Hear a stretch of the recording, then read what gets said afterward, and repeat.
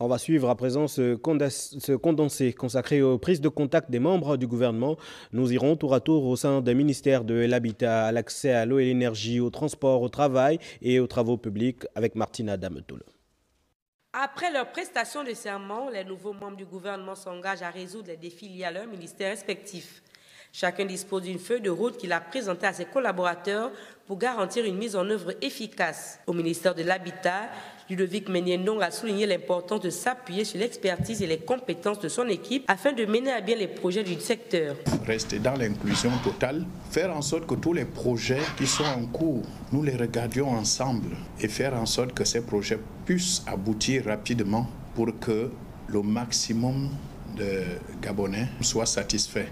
Aussi bien pour les parcelles de terrain, aussi bien pour les logements sociaux. Du côté du ministère des Transports, le secrétaire général n'a pas manqué de mettre en avant les difficultés rencontrées par son département, illustrant ainsi les enjeux à surmonter pour améliorer la mobilité et le fonctionnement des infrastructures. Au cours des échanges que nous avons eu avec le ministre et le ministre d'État, la plupart du personnel, chacun s'est exprimé. On est passé en revue toutes les difficultés, quelques difficultés que nous avions au niveau du ministère. Mais rassurez-vous que nous sommes sur une bonne voie. Nous avons eu un très bel échange avec le ministre d'État. D'ici là, je pense que nous aurons on aura beaucoup plus d'échanges pour faire en sorte qu'au niveau du ministère du Transport, de la Marine marchande et de la logistique, on essaie d'atteindre les objectifs qui sont signés par les plus hautes autorités de l'État. Concernant l'accès à l'eau et à l'énergie, le ministre Philippe Tonangoy mesure l'ampleur des défis à relever.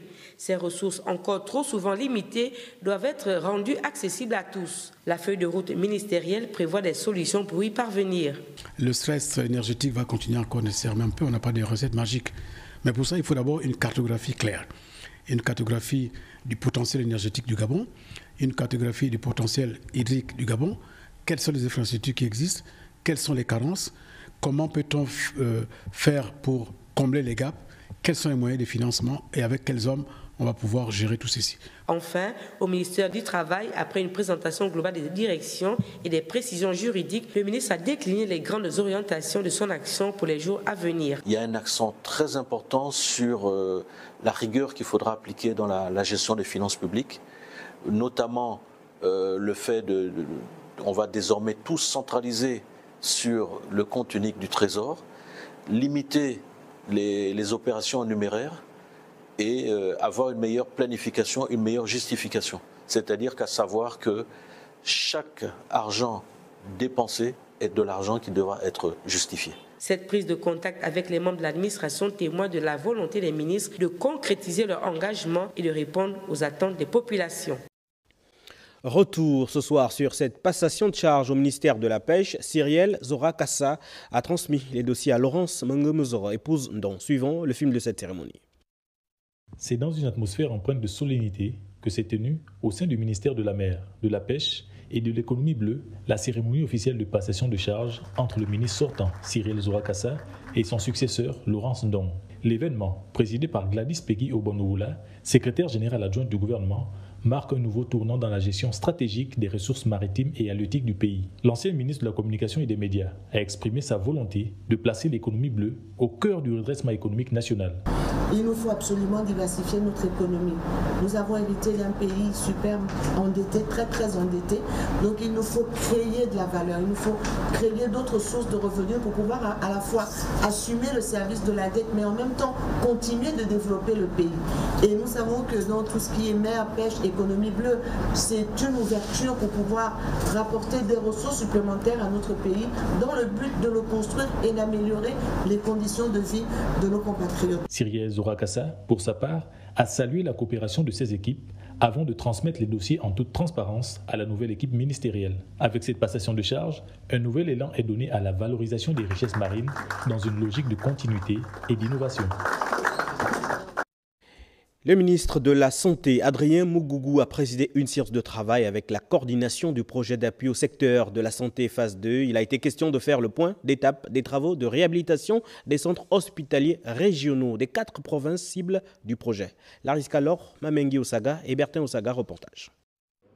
Une séance de travail hautement technique, empreinte d'orientation stratégique que le ministre de la Santé a eue avec la coordination du projet d'appui au secteur de la santé phase 2, axé essentiellement sur le calendrier de livraison provisoire des centres hospitaliers régionaux en réhabilitation. L'objectif du ministère de la Santé, c'est d'amener les entreprises qui volontairement se sont engagées sur ces différents projets à tenir leurs engagements. Nous nous servons un peu de gendarmes parce que c'est l'argent de l'État qui est investi et les populations attendent ces investissements sous le leadership du chef de l'État qui attend également de nous que ces engagements qu'il a pris vis-à-vis du peuple gabonais soient respectés. C'est donc pour cela que c'est un devoir pour nous de suivre l'évolution rassurante de ces chantiers et parce que nous tenons à les livrer, mais avec un niveau de finition qui soit proche du 100%. Estimé à un peu plus de 90% de finition, ces travaux intègrent également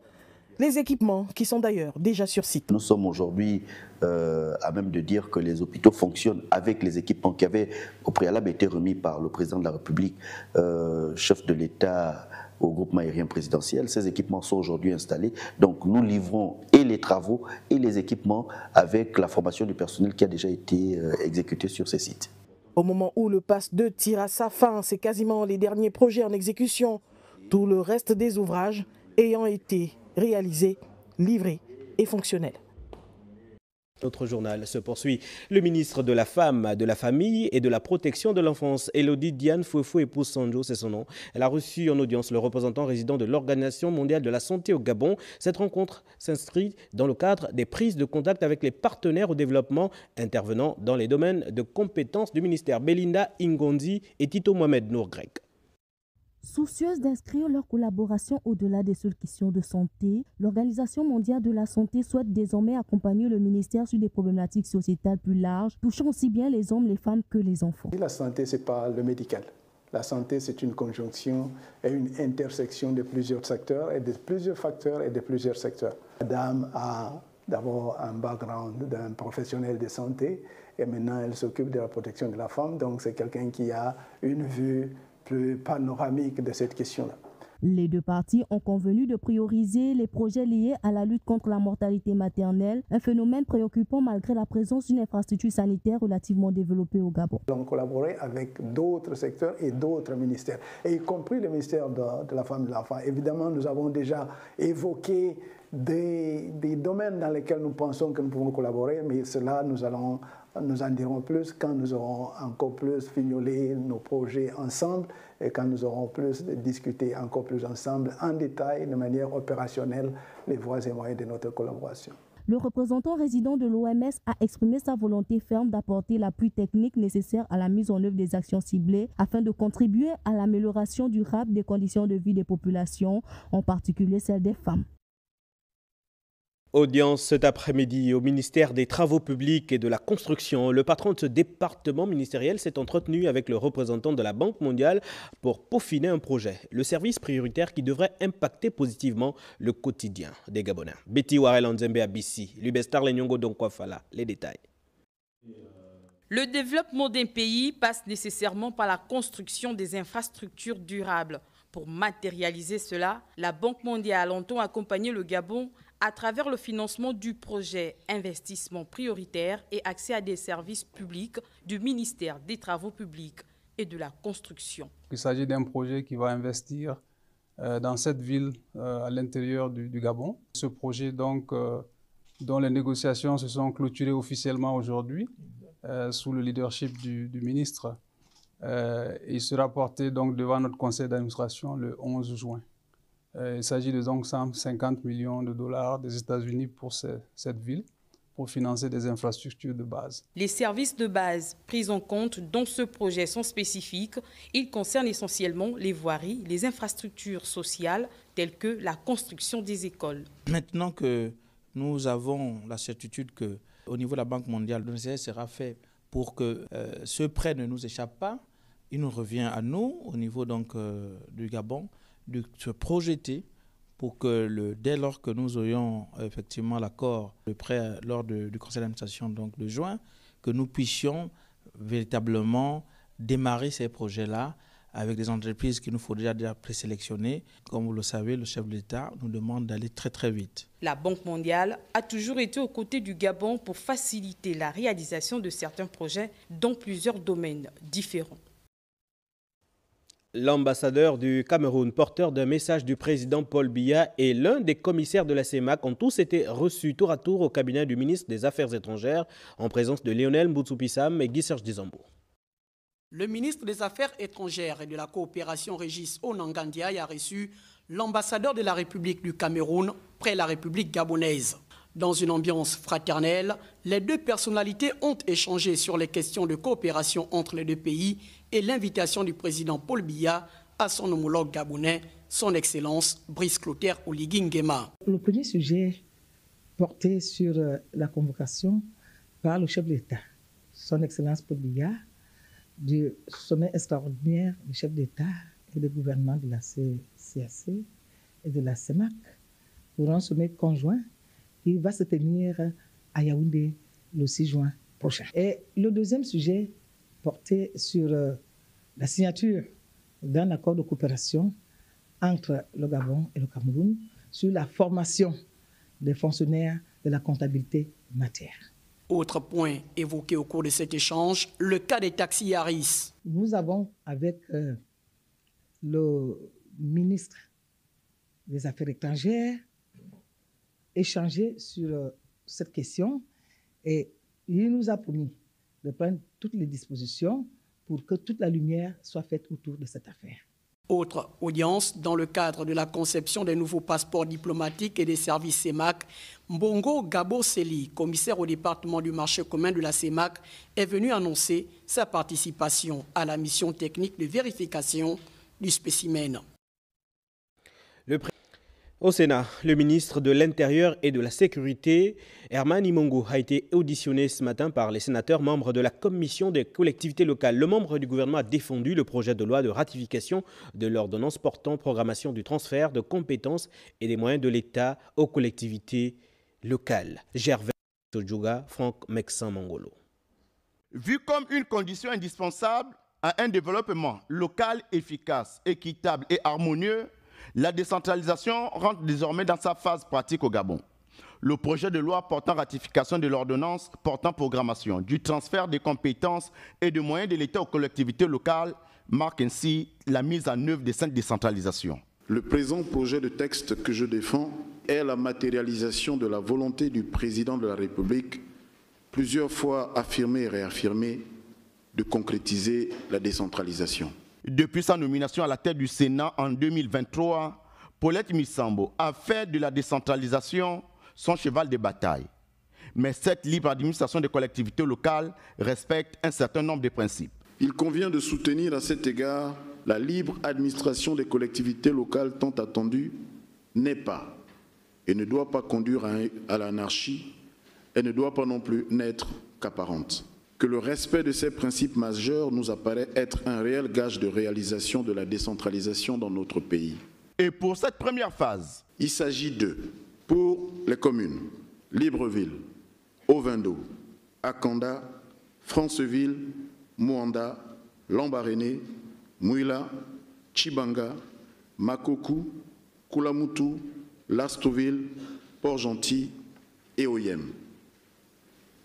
Pour les conseils départementaux, Komo-Monda, Mpassa, Ogoelak, Douya-Onoy, Mugutsi, Ivindo, Lolo-Bwengidi, Mulundu, Benje et Wole. Sujet important et primordial, ce transfert de compétences aux collectivités locales a suscité plusieurs préoccupations de la part des vénérables sénateurs. Pourquoi cette première phase expérimentale ne tient pas-elle compte des collectivités ayant moins de ressources propres?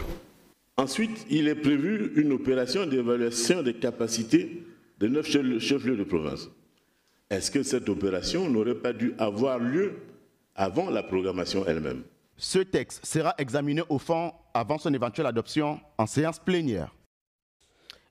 Le commissariat général des expositions du Gabon organise depuis ce matin à Libreville un atelier de validation de l'évaluation du capital forestier gabonais en vue de la valorisation de ses contributions écologiques, économiques, culturelles et climatiques. La cérémonie d'ouverture a été rehaussée par la présence du ministre des Eaux et Forêts. C'était en présence également de Charles Ogoula, Francis Banja.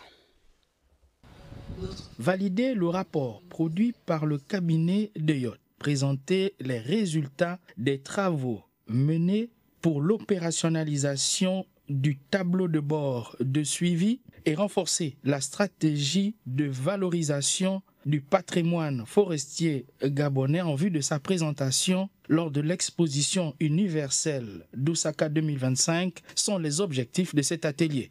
L'édition Osaka 2025, placée sous le thème « Concevoir la société du futur pour nos vies », représente une opportunité unique pour le Gabon d'affirmer son rôle de leader environnemental dans le bassin du Congo, de renforcer son positionnement comme pays solution pour le climat et de promouvoir le tourisme vert, durable et scientifique. À l'exposition de l'Université d'Osaka, chaque pays participant a une journée nationale dédiée. Pour le Gabon, ce sera le 26 juillet. Le gouvernement joue sa partition. Cette forêt nous nourrit, nous protège et nous soigne. C'est pour cela que cette forêt est un moteur universel qui sauve ou qui donne la vie en même temps. Le tourisme durable que j'ai l'honneur de promouvoir repose sur la capacité de notre pays à conjuguer préservation de la nature et mise en valeur économique des territoires.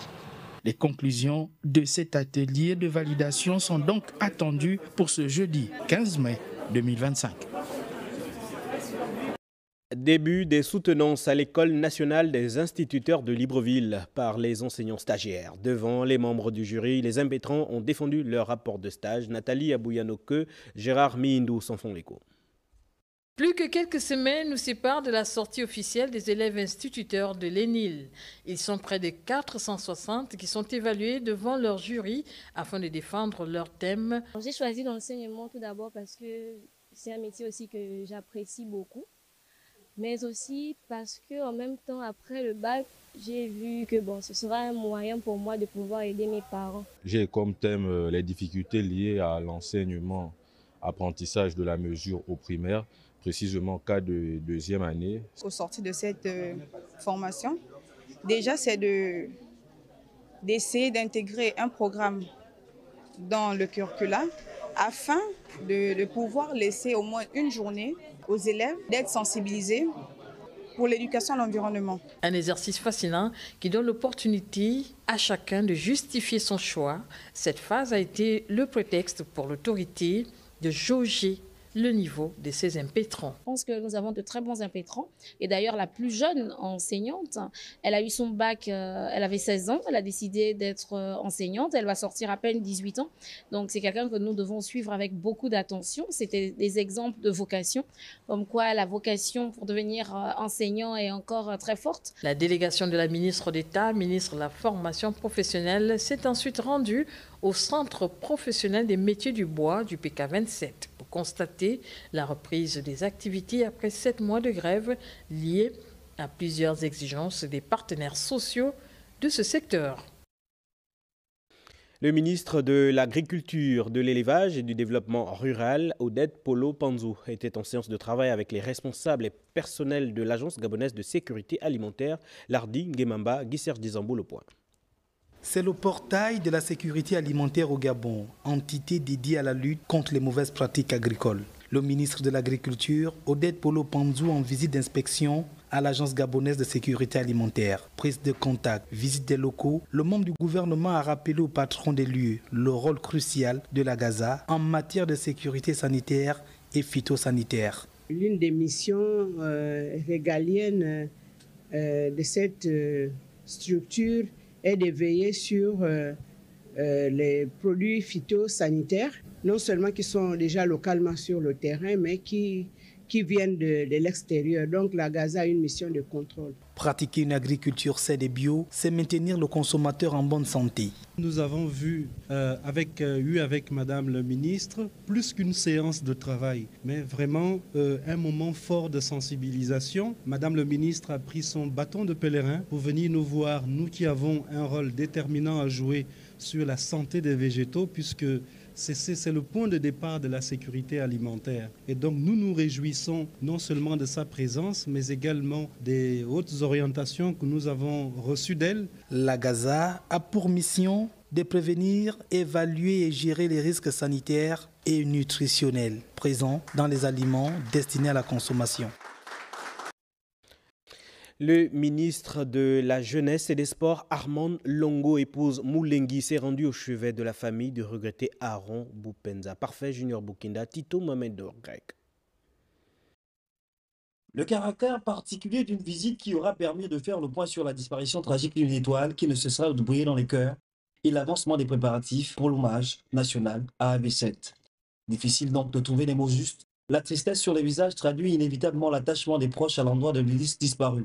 Et les larmes sonnent bien plus que les mots.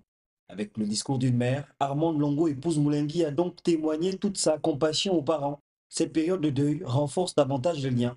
Un message fort, il faut demeurer unis en cette période de chagrin. Le ministre des Sports a également, lors de ces échanges, réaffirmé la volonté des plus hautes autorités à accompagner la famille dans cette douloureuse épreuve. Honorer la mémoire du jeune Aaron Salem Boupenza, l'enfant du pays, reste le principal objectif. La patronne du département sport suivra l'évolution de ce dossier qui constitue une priorité pour le président de la République, chef du gouvernement, Brice Clotaire Oligui Nguema. Pour l'heure, les démarches administratives suivent leur cours normal et le programme des obsèques sera connu et rendu officiel une fois toutes les procédures bouclées. La famille s'active sur l'organisation des obsèques d'un fils qui aura marqué les esprits et porté haut le vert jaune bleu.